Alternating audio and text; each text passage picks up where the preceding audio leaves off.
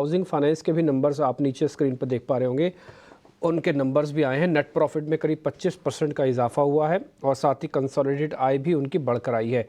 एक बार जरा housing finance companies पे राजेश सर का व्यू ले लेते हैं, स्पेशली पीएनबी हाउसिंग पे अगर स्टडी ज़्यादा है तो सर उसके बारे में बता दीजिएगा। नंबर्स अभी मैं स्क्रीन पे फायर कर दूंगा, लेकिन मैं मोटा मोटी आपको बता दूं 25% उनका इजाफा बढ़ा, प्रॉफिट बढ़ा है सर करीब, और रेवेन्यू करीब करीब 7% बढ़ा है। अब ये हो गया है 1900 करोड़ रुपए के आसपास और 400 करोड़ रुपए के आसपास का प्रॉफिट आया हुआ है।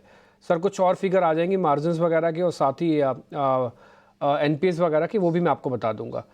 सर राजेश सर, एक बार आपका view point. Housing finance companies पे बहुत बुलिश है, फिर वो पीएनबी हाउसिंग हो या कैंपेन हो या जो भी हो। कारण एक ही है, क्योंकि जिस तरीके से पिछले 1.5-2 साल से हमने देखा है कि रियल्टी एज ए स्पेस में अच्छी खासी मूवमेंट आई हुई है। लोग नए घर खरीद रहे हैं, कई बार ऐसी अनाउंसमेंट भी आती है कि कुछ बड़े बिल्डर्स ने प्रीमियम हाउसेस लॉन्च किए और वो हाथों हाथ बिक गए। तो ये ऑब्वियसली दिखा रही है कि रियल्टी की डिमांड बढ़ती जा रही है।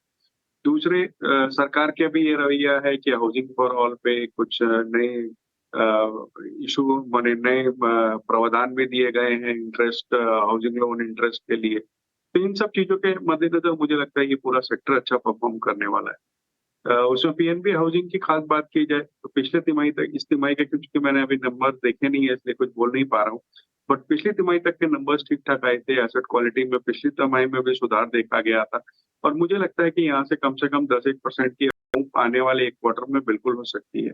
लेकिन इस पूरे सेक्टर में अगर कोई एक स्टॉक चुनना हो तो मैं समझता हूँ एलआईसी हाउसिंग फाइनेंस, जो कि एचडीएफसी के मर्जर के बाद सबसे बड़ी कंपनी कही जा सकती है, तो वो रहेगा। क्योंकि एक तो उसकी एलआईसी की पेरेंटेज है, दूसरे एसेट क्वालिटी अच्छी है, तीसरे फंड कॉस्ट थोड़े से कम आते हैं क्योंकि एलआईसी से फंड्स आ जाते हैं।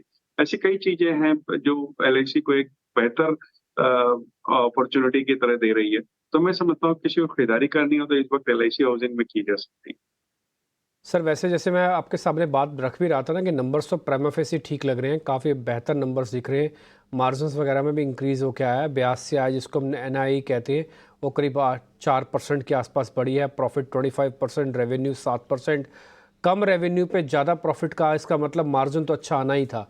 तो 82 आय अच्छी ही आई है 4%। और शेयर का रिएक्शन देखिए सडन स्पाइक के साथ ऑलमोस्ट करीब 2% ऊपर है। एक और बात आपने पुष्ट कर दी कि भाई पिछले क्वार्टर तक तो ठीक थे, इसका मतलब पिछले क्वार्टर तक ठीक थे तो इस बार आने वाला क्वार्टर भी और बेहतर आ सकता है। ये अभी तक तो रिजल्ट्स में आ रहा है, एक पॉइंट। दूसरा पॉइंट, आपको पता है कि इनकी मैनेजमेंट चेंज हुई है। जो टॉप मैनेजमेंट इस समय आई है पीएनबी हाउसिंग के, वो पहले किसी ज़माने में कैनरा हाउसिंग फाइनेंस के कैनरा हाउसिंग देखते थे वो, तो अभी ये यहाँ पे आ गए, कैनफिन होम्स में थे पहले, तो अभी इधर आ गए। तो उसके बाद से हमने देखा पीएनबी हाउसिंग में दम आया। आप दिखाओगे 1 मिनट के लिए ज़रा, 6 महीने तक का चार्ट दिखा सकते हो? 6 महीने का चार्ट पीएनबी हाउसिंग का दिखाना। अच्छा, एक पॉइंट सर ने और आपको और क्लियर कर दिया कि भाई उनको अच्छा लग रहा है एलआईसी हाउसिंग अगर आपको यहाँ पे रहना है। तो पूछा हमने एक चीज़ थी, 3-4 चीज़ें आपके हाथ में आ गई हैं, तो ये चीज़ आप थोड़ा ध्यान इसमें